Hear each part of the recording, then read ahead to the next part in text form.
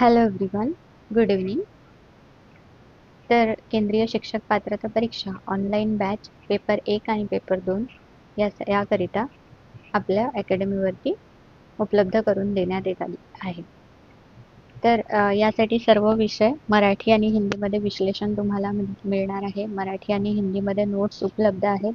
तसेच 2011 ते 2024 पर्यंतच्या सर्व प्रश्नपत्रिकांचं विश्लेषण तुम्हाला आपल्या अकॅडमीवरती मिळणार आहे. तर त्यासाठी तुम्हाला काय करायचं आहे, तर खाली दिलेल्या नंबरवरती तुम्हाला संपर्क साधायचा आहे. चला तर मग सुरू करूया.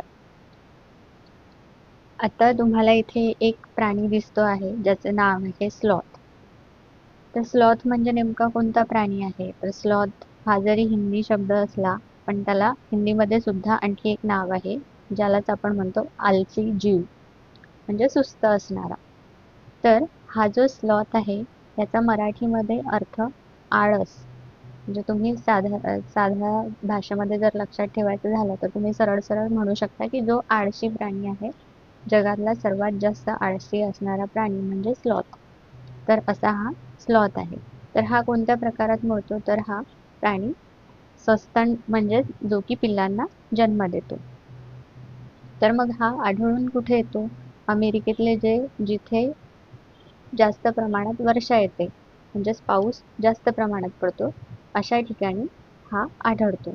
ॲमेझॉन जंगलाचं नाव इथे जास्त करून सांगण्यात येतं. तर आता पाण्याच्या ठिकाणी राहणारा प्राणी म्हटल्यानंतर याला साहजिक आहे की याला पाण्यामध्ये पोहता येतं. ठीक आहे. आणि हा जो प्राणी आहे याला आळशी का बरं म्हटलं जाते, तर हा साधारणतः 17 घंटेपर्यंत म्हणजे 17 तास हा झोपेच्या अवस्थेमध्ये असतो आणि तो आठवड्यातून फक्त 1 तास जमिनीवरती येतो. बाकीच्या वेळेस तो झाडांना उलटा लटकून असतो आणि तो झोपतो सुद्धा तसाच. जसे की इथे तुम्हाला सांगितलं आहे, ये दिन में करीब 17 घंटे पेड़ों से उल्टे लटक कर आराम से सोते रहता है. ठीक है. 40 वर्ष 40 वर्ष के अपने जीवन में ये सिर्फ 8 पेड़ों पर ही घूमते रहता है.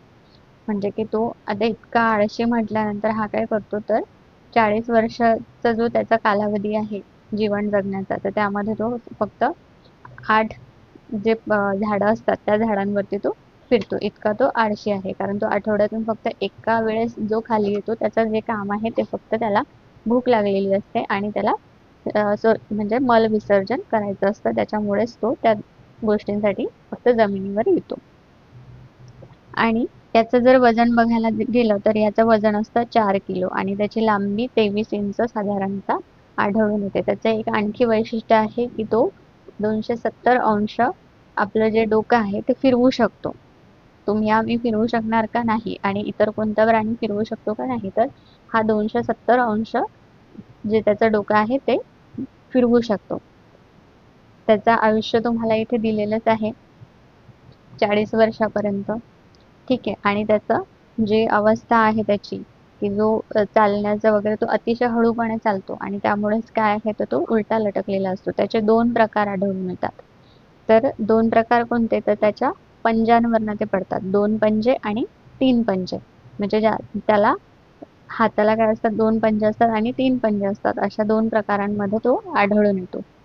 आता हा शाकाहारी आहे कारण तो फक्त झाडांची पत्ती खातो. ठीक आहे. तुम्हाला समजलंच असेल की स्लॉथ म्हणजे कोणता प्राणी आहे. अतिशय आळशी असणारा प्राणी आहे जो की झाडावरती लटकलेला असतो. त्याला झोपेचं खूप आवश्यक असते कारण तो झोपतच राहतो. 17 घंटांपर्यंत त्याला झोप आवश्यक असते आणि 40 वर्षापर्यंत त्याचा जीवन कालावधी आहे. आणि त्यानंतर तो शाकाहारी प्राणी आहे, सस्तन प्राणी आहे, ही त्याची वैशिष्ट्य आहे. 270 अंशामध्ये तो स्वतःचं डोकं फिरवू शकतो. ठीक आहे. तर पुढे बघूयात वाघ. आता वाघ सर्वांनाच माहिती असणारा प्राणी आहे की हा काय आहे, तर एक जंगलातील बलवान, ज्याला म्हणतो आपण बलवान आणि सावध असा प्राणी आहे, म्हणजे जो सावधगिरीने राहतो. ठीक आहे. तर याला केव्हा दिसतं, तर जास्त प्रमाणात ह्याला 6 पटीने म्हणजे त्याला रात्रीच्या वेळेला दिसतं. आणि रात्रीच्या वेळेस दिसल्यामुळे तो काय करतो की त्याची जी शिकार आहे तो जास्तीत जास्त प्रमाणात कधी करणार, तर रात्रीच्या वेळी. आणि हे का बरं, तर त्याच्या डोळ्यावरती एक पातळ असा थर असतो, पडदा असतो, ज्यामुळे तो अतिशय तीक्ष्णपणे अंधारामध्ये बघू शकतो. आणि त्याला रंगीत दिसतं का? नाही. मानवासारखं तो रंगीत बघू शकत नाही. पण त्याच्यामध्ये आणखी एक आहे, की तो त्याच्या ज्या मिशा आहेत, मुछे जे आहेत त्याची, त्याच्याद्वारे तो काय करतो, कंपनं जी असतात ती मापतो. इथे दिलं आहे तुम्हाला, की भाप लेती है. मतलब बाघ की मुछे हवा में हुए कंपन को भाप लेती है. भाप लेती है मतलब मोजतो तो. ठीक आहे.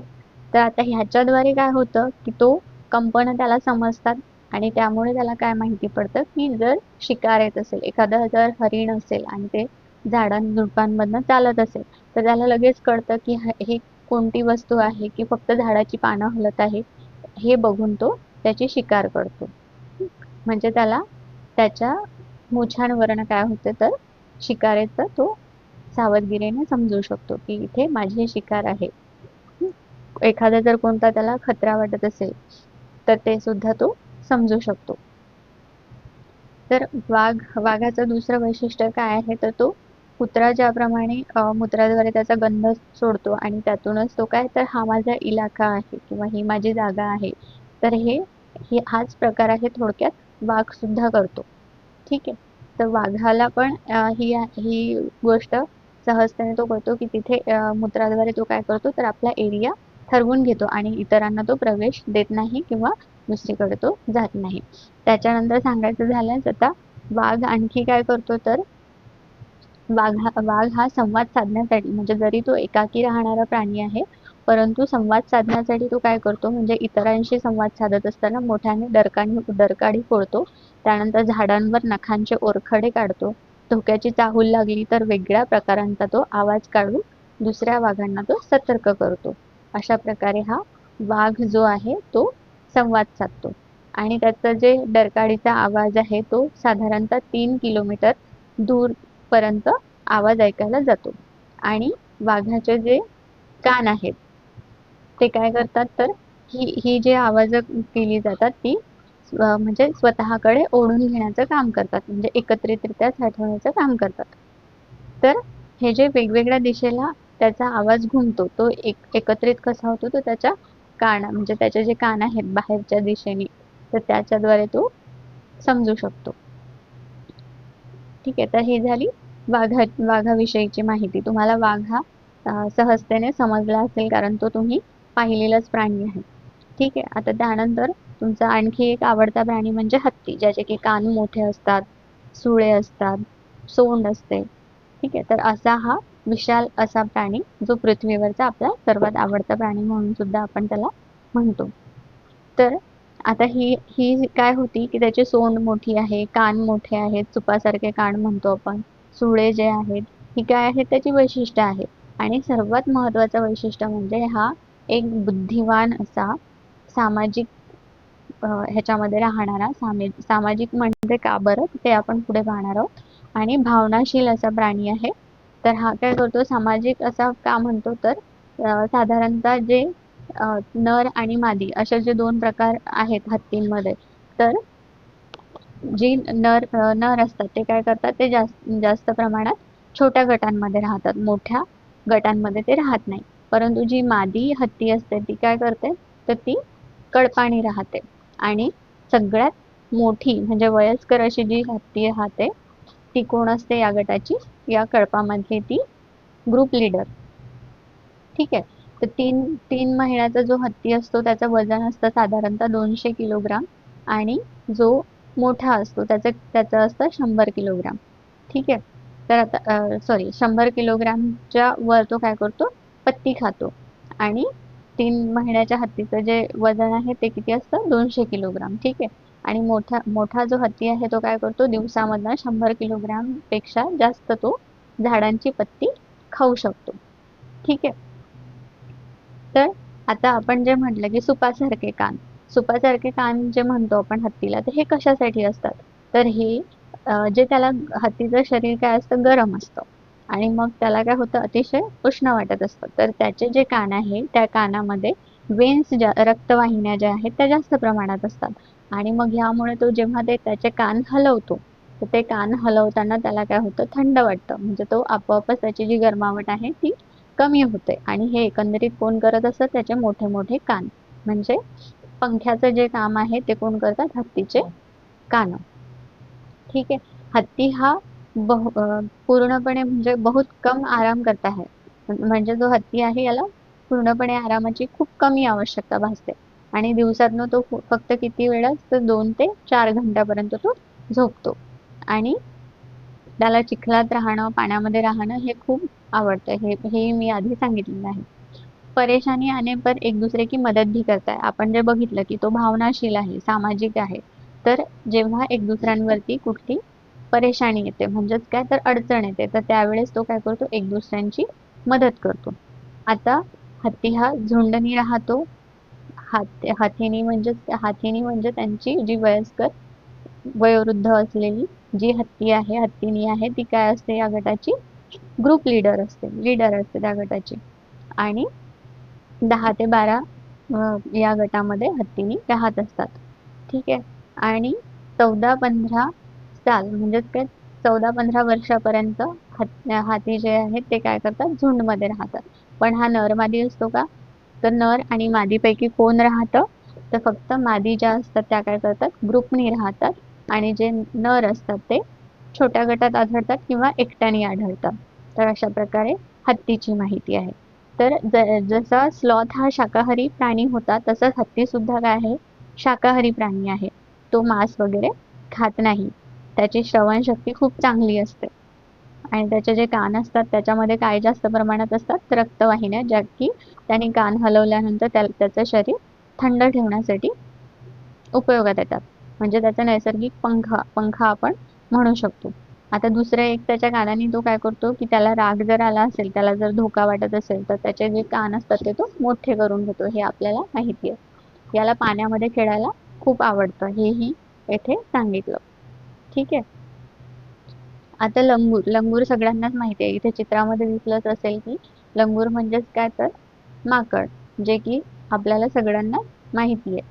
आणि हा एक प्रकारचा आपण पहारेकरी याला असं म्हणू शकतो, कारण तो काय करतो, तर उंच झाडावरती राहतो, ज्यामुळे त्याला दूरची हालचाल जी आहे जंगलामध्ये होणारी ती लवकरात लवकर समजते आणि म्हणून त्याला काय म्हणतो आपण, तर हा एक प्रकारचा पहारेकरी आहे. कारण तो काय करतो, झाडांवरती राहून, उंच ठिकाणी राहून सगळ्या जंगलामध्ये होत असणारी हालचाल त्याला कळते. आणि हा सुद्धा काय आहे, तर ग्रुपनी राहणारा आहे आणि ग्रुपचे रक्षण करणारा, म्हणजे समूहाने राहतो आणि समूहाचं तो रक्षण करतो. चौकन्ना म्हणजे काय, सतर्क असणारा आणि वेगवेगळे आवाज सुद्धा हा काढतो. कुत्रा आपल्याला माहितीच आहे, की सर्वात इमानदार प्राणी. ठीक आहे. आता कुत्र्याविषयी सांगायची गरज आहे का या ठिकाणी, तर तेवढंच नाही, पण कुत्रा हा काय आहे, सगळ्यात प्रामाणिक प्राणी म्हणतो आपण. कुत्तों की गलियों में अपनी जगह बटी हुई होती है. एक कुत्ता दूसरे कुत्ते के मलमूत्र की गंध से जान लेता है. जसे की वाघाचं आपण सांगितलं, त्याच प्रकारे हा सुद्धा एक जागा ठरवून घेतो आणि दुसऱ्या कुत्र्यांच्या एरियामध्ये जात नाही किंवा दुसऱ्यांना तो आपल्या एरियामध्ये येऊ देत नाही. तर हे कुत्र्याचं सुद्धा वैशिष्ट्य आहे. त्यानंतर आहे मगरमच्छ आणि चिपकली. चिपकली म्हणजेच काय, तर जी आपल्या घरामध्ये असते आणि मगरमच्छ म्हणजे जी पाण्यामध्ये राहते. तर मगरमच्छला काय असतात, कान माणसांसारखे किंवा प्राण्यांसारखे त्याचे जे कान आहेत ते दिसत नाहीत, पण त्याला कानाच्या ऐवजी त्याच्या डोक्यावरती छोटे छोटे बीळ असतात, छिद्र असतात, ज्याच्याद्वारे तो ऐकू शकतो आणि पाण्यात लपून राहून, म्हणजे कोणालाही अंदाज न येईल अशा परिस्थितीमध्ये तो राहतो आणि मग शिकारीवर हमला तो हळूचपणे करतो. अचानकपणे हमला करणारा प्राणी आहे.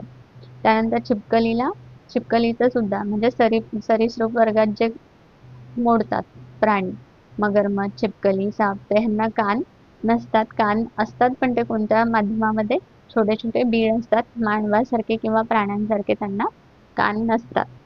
तर ही आहे चिपकली आणि मगरमच्छ विषयीची माहिती. तर पुढील भाग आपण पुढल्या व्हिडिओमध्ये अभ्यासूयात.